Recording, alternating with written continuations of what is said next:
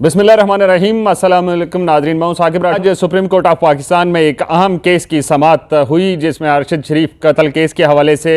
बहुत सारी अहम पेशरफ्त वहाँ पे हुई हैं। इस क्या क्या पेशरफ्त हुई हैं उनके बारे में जानने के लिए इस केस के साथ शुरू दिन से जुड़े Rawalpindi Islamabad union of journalist और के सदर हैं और सीनियर सहाफ़ी हैं आबिद अब्बासी साहब हमारे साथ मौजूद हैं। आबिद साहब से केस की तफसीलात और उसके बाद एक बंद लफाफा जो दिया गया था चीफ जस्टिस ऑफ पाकिस्तान को, उसके हवाले से बात करेंगे। बहुत शुक्रिया आबिद साहब। ये बताइएगा कि आज सुप्रीम कोर्ट में क्या क्या कार्रवाई क्या हुई, आप अंदर मौजूद थे, शुरू दिन से आज तक जो भी अपडेट है अरशद शरीफ कत्ल केस के हवाले से वो हमें बताइएगा। बहुत शुक्रिया साकिब राठौर साहब। आज सुप्रीम कोर्ट के अंदर इस केस की जिसको गुज़श्ता रोज़ ख़ुद नोटिस लिया गया था सुप्रीम कोर्ट की जानिब से, दूसरी समाअत थी और गुज़श्ता रोज़ यानी पहली समाअत के अंदर जो बेंच था वो चीफ़ जस्टिस की सरबराही में कायम, उस बेंच ने 2 ऑर्डर जारी किए थे, डायरेक्शंस थी उसके अंदर के एक तो FIR दर्ज की जाए अरशद शरीफ कत्ल केस की और उसके बाद जो रिपोर्ट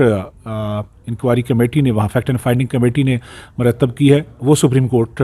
को पेश की जाए। आज दोनों बातें हुई। गुज़श्ता रोज़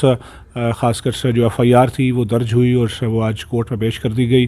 और उसमें 3 अफराद को उसमें मुल्ज़म नामज़द किया गया है, जबकि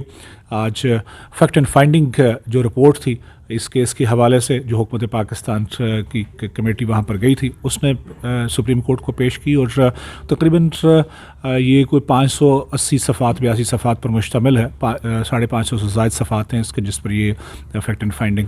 रिपोर्ट सामने आई है। ताहम इसमें एक इन्वेस्टिगेशन आज जो प्रोसीडिंग में हुई वो ये रही कि अटार्नी जनरल ने अदालत उस्मा को ये बताया कि इसमें स्पेशल जॉइंट इन्वेस्टिगेशन टीम जो है वो बनाई जा रही है जिसके नतीजे में मज़ीद इन्वेस्टिगेशन करेगी कि इस कत्ल के वारकात क्या थे, कत्ल कैसे हुआ, कौन जो है लोग हैं मुल्ज़म हैं और उनको कटहरे में लाया जाए। और ख़ास बात इसके अंदर ये रही कि अरशद शरीफ की वालदा मोहतरमा आज कोर्ट में पेश हुई और उन्होंने एक ख़त जो है, एक बंद लिफाफा जो है वो दिया चीफ़ जस्टिस को और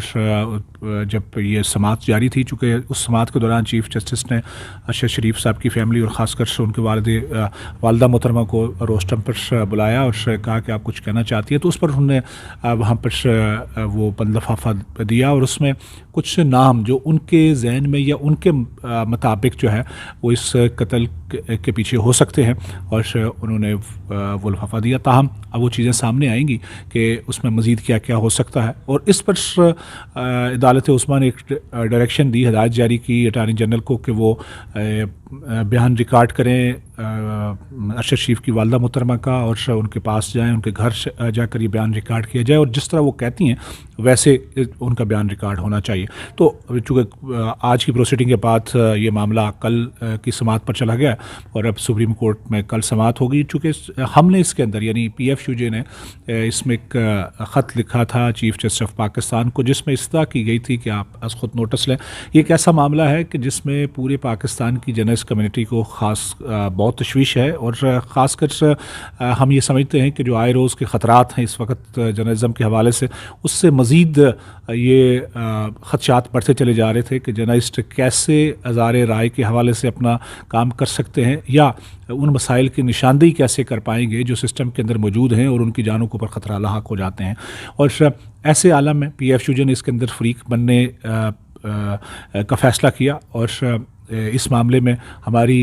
कबल अज़ीं जो है वो अरशद शरीफ साहब की फैमिली के साथ मीटिंग्स रहीं, उनसे इजाज़त चाहिए और उनकी इजाज़त के मुताबिक हम इसमें हम अफरीक बने हैं और इसमें नोटिस भी PFUJ के प्रेसिडेंट को हुआ। हम इसी लिहाज से ही बात और फरीक उसके अंदर पेश हो। ये बताएं कि जो प्रोसीडिंग हुई आज या जब पर कल से सो मोटो एक्शन लिया गया है तो क्या सहाफ़ती कम्युनिटी, क्योंकि आप सहाफ़ती जो सियासत है उसकी भी एक नुमाइंदगी करते हैं, Pakistan federal union of journalist की भी नुमाइंदगी करते हैं, क्या ये लोग मुतमय्यन हैं इस सारी सूरत हाल से? देखिए, PFUJ के प्रेसिडेंट अफसर भट्ट साहब आज भी कोर्ट में पेश हुए। बुनियादी तौर पर हमारा ये मुतालबा था कि यूएन लेवल का कमीशन बनाया जाए, पाकिस्तान के अंदर जुडिशल कमीशन बनना चाहिए। लेकिन जब हमने इसके कानूनी पहलुओं का जायज़ा लिया तो इस बात का अंदाज़ा हुआ कि जुडिशल कमीशन के लिए कुछ ग्राउंड डिफरेंट रिक्वायर होती हैं। लेकिन गवर्नमेंट ऑफ पाकिस्तान ने सुप्रीम कोर्ट को ये ख़त लिखा था कि आप इस पर जुडिशल कमीशन बनाएं। ताहम हमने ख़त चीफ जस्टिस ऑफ पाकिस्तान को लिखा जिसमें हमने इस्तः की थी कि इस पर अज़ खुद नोटिस लिया जाए और उस अज़ खुद नोटिस में तमाम चीज़ें सामने लाई जाए ताकि मुतासरा फैमिली को इंसाफ मुहैया हो सके। और हमें सुप्रीम कोर्ट ऑफ पाकिस्तान से इस बात की बहुत उम्मीद है कि वो मुतासरा फैमिली को, यानी अरशद शरीफ साहब की फैमिली को और ख़ासकर जर्नलिस्ट कम्युनिटी को, जो कि जर्नलिस्ट कम्युनिटी पिछले इस पूरे 1.5 माह के अंदर ख़ासकर सख्त सदमे और एक रंज की कैफियत में है और तशवीश का इस लिहाज से हम बार बार इज़हार कर रहे हैं कि ये ताकि कोई और जर्नलिस्ट किसी ऐसे अंधे कत्ल का या अंधी गोली का शिकार ना हो, और ये फाइंडिंग सामने आनी चाहिए और इंसाफ मिलना चाहिए। हमें बड़ी तवक्को है सुप्रीम कोर्ट इस मामले में इंसाफ प्रोवाइड करेगी। ये बताइएगा कि एक जो लिफाफा आज पेश किया गया चीफ जस्टिस ऑफ पाकिस्तान को अरशद शरीफ की फैमिली की जानिब से, तो आपके कुछ ज़राए ये क्या बताते हैं कि ये लिफाफा क्या था, इसके अंदर क्या नाम थे? इससे कबल तो ये एक बात मशहूर थी कि सहाफ़ियों को लिफाफे मिलते हैं। नहीं, देखिए सुप्रीम कोर्ट में जब आप कोई चीज़ सील करके वहाँ पर देते हैं तो उसका मतलब ये होता है कि वो चीफ जस्टिस तक पहुंचनी चाहिए, मुतल्लिका फ़ोरम तक पहुंचनी चाहिए और मुतल्लिका फ़ोरम उसको दे। उनने 5 रुकनी जो बेंच था उसके सामने वो रखा और उस वक़्त खोला गया। उस चीफ जस्टिस ऑफ पाकिस्तान ने कहा कि हम इसको देख लेते हैं और इसके अंदर उन्होंने कहा कि काफ़ी नाम हैं और उन नामों को देखकर फिर प्रोसीडिंग की भी जाएगी। और ख़ासकर इसी मामले को देखकर ही उन्होंने मैं यहाँ पर जो चीफ जस्टिस ऑफ पाकिस्तान ने डायरेक्शन दी अटॉर्नी जनरल को कि इनका बयान रिकॉर्ड किया जाए, जो ये चाहती हैं वो उसके अंदर शामिल किया। जो अमलन उन्होंने वहाँ पर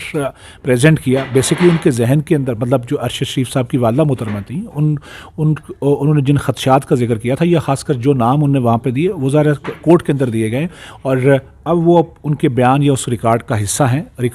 होंगे और फर्दर जब ये तफ्तीश आगे बढ़ेगी तो उसके अंदर वो बयान रिकॉर्ड कराएंगी तो उसके अंदर वो उस रिकॉर्ड का हिस्सा होगा। ये बताइएगा कि अगर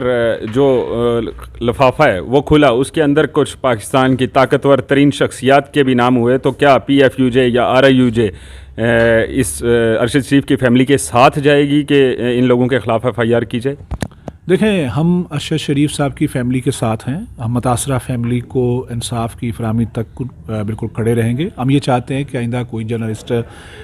उसके लिए जान का ख़तरा किसी भी लिहाज से कोई ना हो, और जो नाम उनके जहन में हैं या वो ये समझते हैं या जो महसूस कर रहे हैं कि वो कौन हो सकते हैं, लिहाजा ये नाम उनने दिए हैं या उनने देने हैं या बयान का रिकॉर्ड का हिस्सा बनाने हैं। हम तो बुनियादी तौर पर इस मुतालबे पर खड़े हैं कि जिस तरह उनकी फैमिली मुतमईन हो और जिस तरह